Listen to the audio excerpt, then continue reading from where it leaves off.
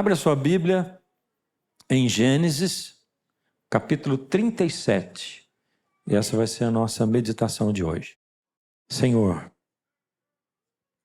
o mesmo Espírito que inspirou pessoas a escreverem essa palavra, abre a nossa mente, Pai, e dá força para a gente abrir o coração. Nós precisamos dessa força. Em nome de Jesus, amém. Verso 1 em diante, habitou Jacó na terra das peregrinações de seu pai, na terra de Canaã. Essa é a história de Jacó. Tendo José 17 anos, apacentava os rebanhos com seus irmãos. Sendo ainda jovem, acompanhava os filhos de Bila, de Zilpa, mulheres de seu pai, e trazia más notícias deles a seu pai. Ora, Jacó amava mais a José do que a todos os seus filhos, porque era filho da sua velhice, e fez para ele uma túnica talar de mangas compridas. Vendo, pois, seus irmãos, que o pai o amava mais que todos os outros filhos, odiaram-no e já não lhe podiam falar pacificamente. Teve José um sonho e o relatou a seus irmãos. Por isso, o odiaram ainda mais. Pois lhes disse: rogo-vos, ouvi este sonho que tive. Atávamos feixes no campo, e eis que o meu feixe se levantou, ficou em pé, e os vossos feixes o rodeavam e se inclinavam perante o meu. Então lhe disseram os seus irmãos: reinarás com efeito sobre nós, e sobre nós dominarás realmente? E com isso, tanto mais o odiavam por causa dos seus sonhos e de suas palavras. Acho que o que chama mais atenção a gente aqui é a repetição da palavra odiavam, né? Odiavam, odiavam, odiavam, odiavam, odiavam dos irmãos em relação a José. A história começa falando de Jacó e para mim é muito interessante que diz assim: essa é a história de Jacó, tendo José 17 anos. Interessante, né? Parece que não combina as coisas. É a história de Jacó, mas vai falar de José. As histórias se misturam. E já começou a contar um pouco antes, nos capítulos anteriores, a respeito de Jacó. Quem é esse Jacó? Jacó é aquele que tinha um irmão gêmeo. O nome do irmão gêmeo dele era Esaú. Esaú. Embora gêmeos, nada a ver um com o outro. Totalmente diferente, em todos os sentidos, até mesmo fisicamente. Porque Esaú se tornou um homem rude, gostava de caçadas, de aventuras. Ninguém caçava como Esaú, ninguém manipulava arco e flecha e espada como Esaú, ninguém ficava tantos dias fora de casa numa caçada como Esaú. Jacó já gostava dos afazeres domésticos, né? Ninguém cozinhava como Jacó. Ninguém ficava em casa e cuidava das coisas de casa como Jacó. Ninguém pastoreava os rebanhos como Jacó e ninguém fazia tricô como Jacó. Jacó fazia tricô, ou não fazia? Fazia, aí diz que ele fez uma túnica talar de mangas compridas pro filho dele, por José.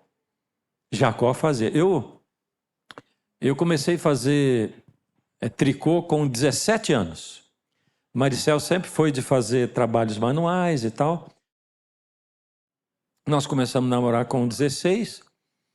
E com 17, tanto veio, um dia eu disse: me ensina a fazer esse negócio aí, tricô. 2 agulhas, aquele negócio, você sabe como é que funciona, né? E aí, já tinha feito lá algumas carreirinhas, quando de tardezinha, meu pai chegou do trabalho, entrou na sala, levou um susto, olhou para mim e disse: você está fazendo o que aí? Eu digo: tricô. Ele falou: não quero ver você fazendo essa coisa aí. E ali foi a última, era outro tempo, né, gente? Foi minha última aula de tricô. Então, eu comecei com 17 e terminei com 17 mesmo. Não faço tricô. Você achou que eu sabia fazer, né? Quem sabe eu volte a fazer, né? Tenho pensado sobre o assunto. Jacó cuidava das coisas de casa, né? Cozinhava. Um completamente diferente do outro. Acontece que todos nós temos, desde quando a gente nasce, a gente começa a trabalhar ou ser trabalhado, ou tudo isso junto, e tem um objetivo, um alvo, eu digo assim, é um plano de felicidade futura na cabeça da gente. Um plano de felicidade futura é aquela coisa que pela qual você diz assim: eu seria feliz hoje se eu estivesse nessa situação. Eu seria feliz se eu tivesse isso. Alguns ainda acrescentam ao seu sonho de felicidade futura, porque não tem problema nenhum em você colocar um sonho de felicidade, um projeto de felicidade, mas alguns acrescentam a isso um só. E aí fica assim: eu só seria feliz se eu estivesse nessas condições, né? E aí as coisas começam a complicar. Jacó era aquele que colocou na frente do seu sonho um só. E o problema é que Esaú também colocou. E o sonho de Jacó é: eu só seria feliz se eu tivesse a bênção da primogenitura, que pertencia a Esaú. É porque a gente, muitos de nós, vivemos ou no passado ou por conta do passado, e a gente não consegue se desvencilhar dele. E alguns de nós no quase, né? Eu quase consegui. Por pouco. Puxa, se não fosse aquele tempinho. Se não fosse tal pessoa, eu teria chegado lá. Eu quase. E vivem da frustração presente de esse quase não ter se realizado, ou de ter se realizado alguma coisa diferente por causa do quase. E não saía da cabeça de Jacó: eu quase sou o primogênito. Aliás, é injusto. Por que eu não sou? Se perguntar para o Esaú a idade dele, vai dizer a mesma idade que eu. Se perguntar para ele o dia que nasceu no mesmo dia. Perguntar a hora, foi na mesma hora. Por que ele é o primogênito e eu não sou? Primogenitura era uma bênção espiritual e material dada para o filho mais velho. E eles dois queriam aquilo mais do que tudo na sua vida. E Jacó adicionou o só. Quando a gente coloca um só na frente, ou a gente vai ser infeliz a vida inteira, ou a gente vai se tornar mais infeliz porque fixou aquilo na mente.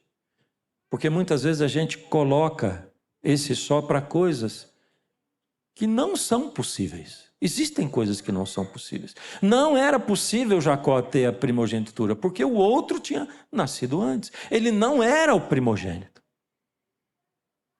Então, ou ele se tornaria infeliz, ou ele faria qualquer coisa para conseguir. E foi essa segunda opção que aconteceu. E aí você sabe a história, como é que foi? Ele enganou o irmão, enganou o pai, ajudado pela mãe. Se a mãe imaginasse que aquele dia seria o último dia que ela veria seu filho na vida, não tinha ajudado. Ele teve que fugir, o irmão queria matar, a família destroçada. Uma desgraça. E sabe, a vida da gente todinha é o aprendizado, né? Eu pensava, quando eu era garoto, eu pensava assim: quando eu tiver lá meus 60 de idade, eu serei um velho sábio. Aí hoje eu vejo que eu só sou velho. Porque a gente aprende o tempo todo e a gente faz bobagem, besteira o tempo todo. É por isso que não dá para a gente ficar se lamentando e carregando culpa na vida da gente. A nossa culpa, Jesus já carregou na cruz.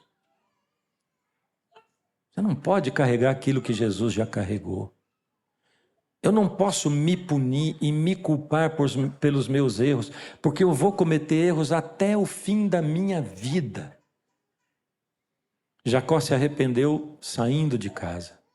Ele se prostrou diante de Deus, ele teve um encontro com Deus. Deus disse para ele: eu vou estar com você, vai no teu caminho, eu vou estar com você, você se arrependeu, vou estar com você. E eu amo isso na Bíblia, essa coisa, sinceridade aberta na Bíblia. A Bíblia não esconde mazelas de ninguém. E olha, eu tenho que lutar muito para não esconder as minhas, porque a nossa tendência é esconder as nossas mazelas, é querer parecer. Deus não enfeitou a Bíblia para parecer que as pessoas lá eram todas perfeitas. Não parece, porque elas não eram. E é por causa disso que a gente olha para a Bíblia e diz assim: puxa, se ele que era assim conseguiu, deve ter esperança para mim também. Porque eu sou igual ou pior a ele. Jacó Jacó estava em aprendizado, se arrependeu e Deus o acompanhou, mas continuou aprendendo, caindo e levantando. Foi lá para a terra, a Bíblia diz, a terra das peregrinações dos seus pais, os parentes deles, né? E quando ele chegou, logo de cara ele olhou para Raquel, amor à primeira vista. Você sabe a história como é que é? Se não sabe, você pode ler lá, não vou dizer os detalhes, mas ele se apaixonou por ela, começaram a namorar, namoro daquela época, e eles decidiram casar. Ele queria casar.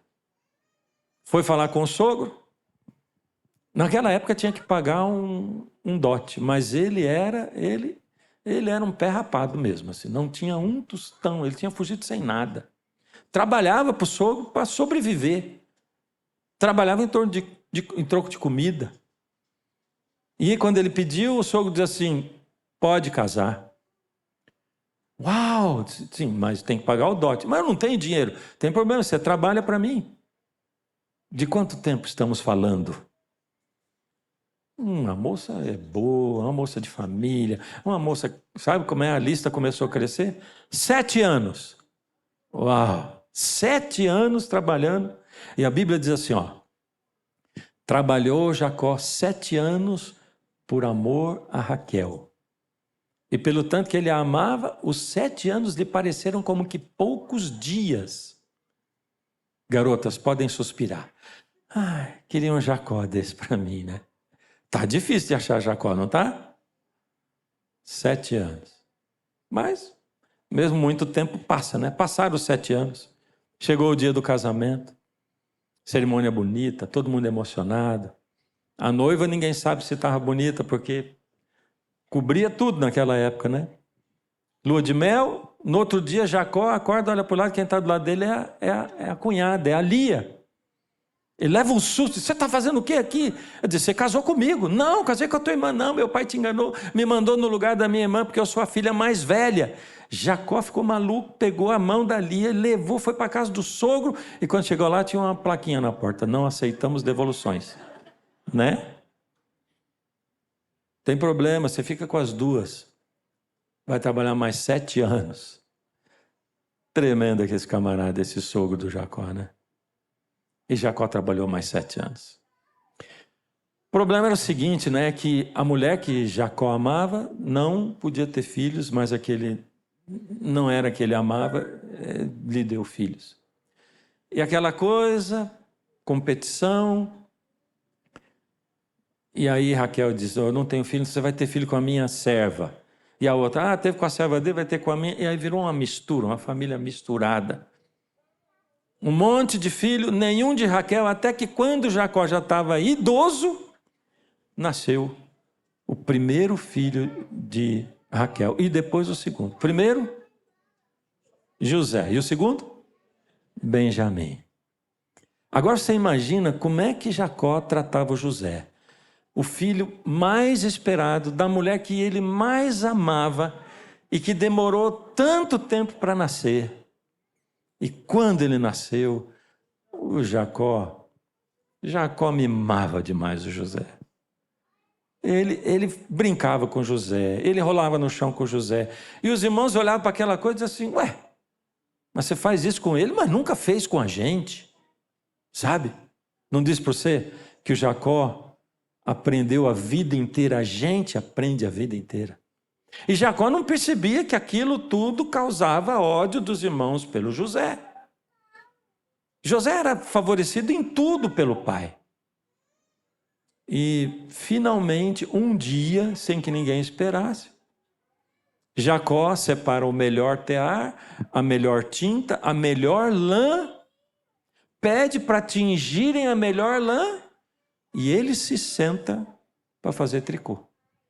E faz uma túnica colorida para o José, feito pelo pai. Eu me lembro quando os meninos eram pequenos, um dia eu resolvi que eu ia fazer um tal de um Forte Apache para eles. Eles não sabiam nem o que era aquilo, mas era para brincar de bonequinho lá dentro e tal, né? E aí mandei, aqui em Sorocaba mesmo, vim de férias para cá, mandei cortar as madeiras para eu parafusar depois. e fui na madeireira, mandei cortar e tudo, e gastei lá um dia fazendo aquilo, eles junto, ajudando e tal. E quando terminou, eu tinha errado nos cálculos, ficou enorme, assim, era um trambolho, assim, né? Ficou feio, para dizer a verdade, não ficou bonito.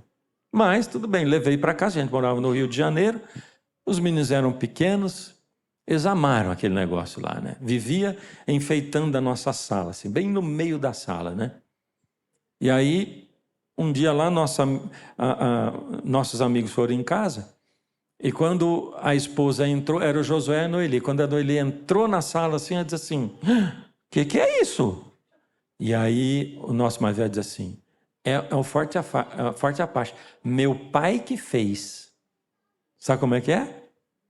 É a túnica do José. Meu pai que fez. E o ódio dos irmãos só crescia. José também estava em fase de aprendizado, né? Porque José, ele era mimadinho. A Bíblia deixa para a gente fica claro ali, por exemplo, quando diz assim, José ia para o campo apacentar os rebanhos com seus irmãos, e quando ele voltava, ele contava para o pai tudo de errado que os irmãos faziam. Pensa num sujeitinho fofoqueirinho esse José. Pai, você nem vai imaginar o que o Simeão, Levi e Judá fizeram lá no campo. Contava tudo. E depois, quando o pai ficava bravo, os irmãos sabiam quem tinha falado, né? É incrível, a gente vive nesse mundo e todos nós estamos dentro da mesma igreja, mas cada um numa fase de vida diferente. Aprendizado constante, o tempo todo. Ninguém pode julgar ter alcançado o conhecimento, a santidade, a perfeição. Todos nós estamos aprendendo. É por isso que a gente tem que ter muita paciência uns com os outros. Tenham paciência com o seu pastor também. Todos nós erramos a vida inteira. Tenham paciência com vocês mesmos quando vocês erram. Porque a gente vai viver em aprendizado a vida inteira. Um dia, os filhos demoraram demais, pastoreando os rebanhos. Jacó, preocupado, manda quem para olhar? O José. Estava cego mesmo, Jacó. E José vai, como? De túnica. Os irmãos lá longe, muitos dias, de repente eles veem no horizonte um pontinho colorido. Era o José. E eles diziam assim, vamos acabar com a vida dele, vamos ver no que vão dar os seus sonhos. Vem lá o sonhador. Agora sim, se coloca no lugar do José. Porque a gente resumir a vida dos outros é a coisa mais fácil do mundo, né? Você diz assim, olha, sabe quem é esse aqui? Esse aqui é o João. Olha, o João é um grande empresário aqui, tá? Veio do nada, mas é um grande empresário. Esse veio do nada diz muita coisa, não diz? É fácil resumir assim, mas vai viver a vida do João. Vai viver as vezes que ele caiu e levantou. Vai viver as pessoas que tiveram inveja, os tropeços que ele teve, as lutas, os tempos que ele teve vontade de desistir. Vai viver. E é fácil resumir a vida do José, não é? Quem é José? José foi vendido pelos irmãos como escravo lá para o Egito, se tornou governador do Egito. É um excelente resumo, não é? Vai viver a vida do José. Imagina, José está chegando para ver os irmãos, encontra finalmente os irmãos, depois de perguntar em tudo quanto é lugar. E quando ele chega, os irmãos o agarram, arrancam a roupa. Eu imagino que ele achou no começo que era uma brincadeira de mau gosto, deve ter reclamado, deve ter dito, quando eu chegar em casa eu vou falar tudo para o papai. Mas ele foi jogado no poço, sem roupa. E o tempo foi passando. E ele via que ele não era tirado do fundo do poço. Podia gritar, fazer o que fosse. O fundo do poço não é o melhor lugar para a gente estar, não é verdade? Já chegou no fundo do poço alguma vez? Fundo do poço é aquele lugar onde a gente chega e diz assim, não tem saída. Você pode olhar para todos os lados, não tem saída. Pode esticar as pernas e os braços, não alcançam. A única saída está lá em cima. Mas você fala, a saída está lá, mas está inacessível para mim. Não consigo chegar lá. Não consigo alcançar. Fundo do poço. De repente, abriram a boca do poço. Cordas foram jogadas. E José achou que os irmãos tinham se arrependido para descobrir que ele tinha sido vendido como escravo. Os irmãos nem estavam mais lá. Amarrado a animais, e cada passo que José dava, ele estava mais distante da casa do pai dele. Tem hora na vida da gente que dá saudade do fundo do poço, não é? Dá saudade do fundo do poço. Escravo. Nesse ponto da vida de José, ele teve que virar a chave. Sabe o que é virar a chave, né? Escuta, vamos virar essa chave? José teve que virar a chave. Ele teve que mudar o seu plano de felicidade futura. Porque provavelmente, como filho do papai, o sonho dele era assim: quando eu crescer, eu vou ser herdeiro de 1/12 do que o meu pai tem. E eu vou continuar sendo um homem fiel a Deus como meu pai é. Mas naquele momento ele teve que virar a chave. Ele teve que virar a chave porque essa vida, ela não dá para a gente garantias de nada. Nada. Você simplesmente não sabe para onde ela vai. Não sabe para onde o vento vai soprar. Você não sabe o que vai acontecer com você amanhã. E toda vez você precisa virar a chave. Vou dizer para você como é que o José virou a chave. No momento que ele estava indo, amarrado, arrastado pelos animais, naquele momento, no meio da angústia, da dor, do choro, do desespero, José teve que olhar para o céu e de alguma forma, de algum lugar, tirar força para dizer assim: Deus, eu não sei por que isso está acontecendo. Eu não sei por que o Senhor deixou isso acontecer. Eu não entendo o que eu fiz para isso. Eu não queria estar aqui. Mas seja para onde for que eu esteja indo, eu não quero ir sozinho. Vai comigo. Vai comigo. Eu quero ser o melhor escravo do Egito. E foi. E foi. A Bíblia diz que ele foi colocado na casa de Potifar. Eu amo a descrição de José na casa de Potifar. Porque depois de algum tempo, ele se dedicava tanto naquilo, que a palavra diz assim: e Potifar, vendo que o Senhor amava José, colocou todos os seus bens nas mãos de José. E aqui vai o verso áureo que eu aprendi quando era garoto. E tudo o que ele fazia, o Senhor prosperava. Quer falar comigo? E tudo o que ele fazia, o Senhor... A gente gosta dessa palavra, né? Prosperava. Prosperava para quem? Para o José? Tudo que ele fazia, o Senhor prosperava. José era escravo. Não era dono da sua roupa. Não era dono da sua cama, do seu quarto. Tudo que ele fazia, o Senhor prosperava. Prosperava para o Potifar.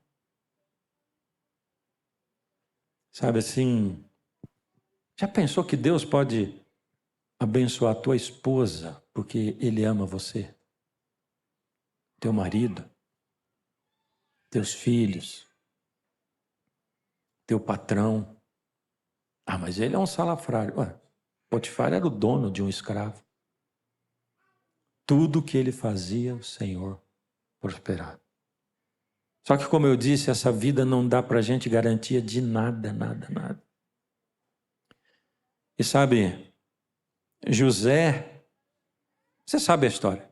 A mulher de Potifar se apaixonou por José, quis ter um caso com ele, ele rejeitou, ela ficou com a túnica na mão dele, o acusou de ter ido atrás dela e Potifar o mandou para a cadeia. Vamos dar uma olhada de novo no gráfico da vida de José? Ó, filho herdeiro, fundo do poço, escravo e escravo prisioneiro. Estava prosperando José, não estava? O que você acha? Você acha que o José era feliz? Queria uma felicidade igualzinha a dele para você? Queria? E aí você pode estar pensando assim, mas ele se tornou governador do Egito, né? Sabe o que eu acabei de lembrar agora? João Batista. Ó, decapitado. E Jesus não foi tirado da prisão. Jesus estava por ali, não foi tirar. Decapitado. Pergunto para você, você acha que se José nunca tivesse se tornado governador do Egito, se ele tivesse ficado na prisão e morrido como escravo prisioneiro, você acha que José poderia ter sido feliz mesmo ali? Sim ou não?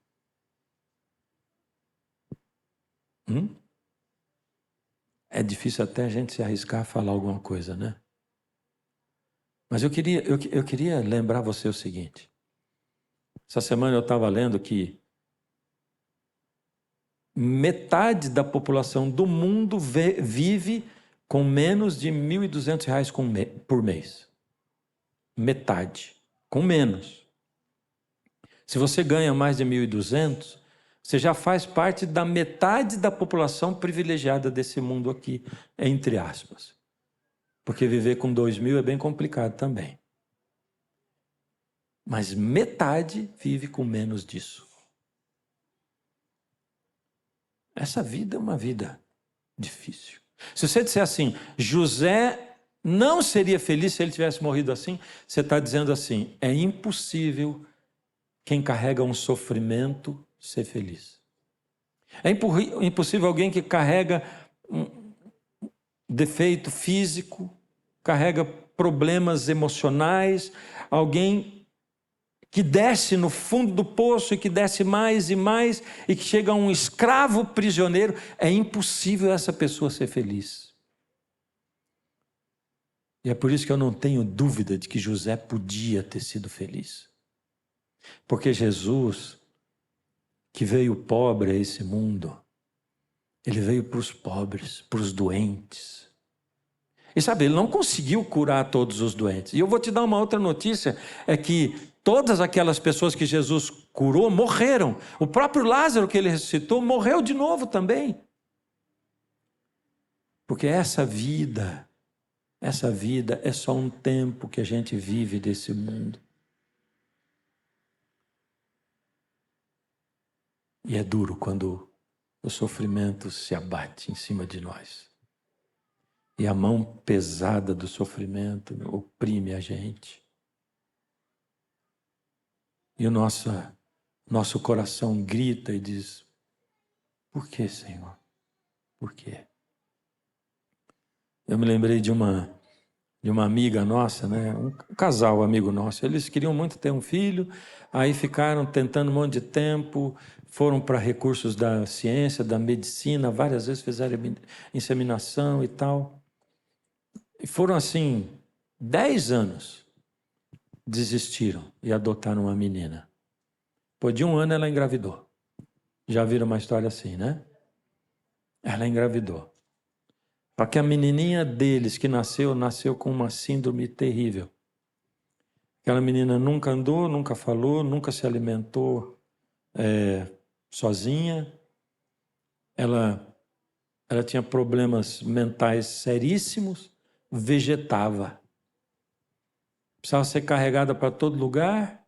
Os pais gastaram uma fortuna correndo aonde dava para o dinheiro deles investir para ver se conseguia melhorar um pouco ou aumentar a vida dela. E um dia, quando a menina já estava lá com seus 8 anos, grandinha, e a mãe toda detonada, com as costas, colunas, de tanto carregar essa menina para tudo quanto era lado.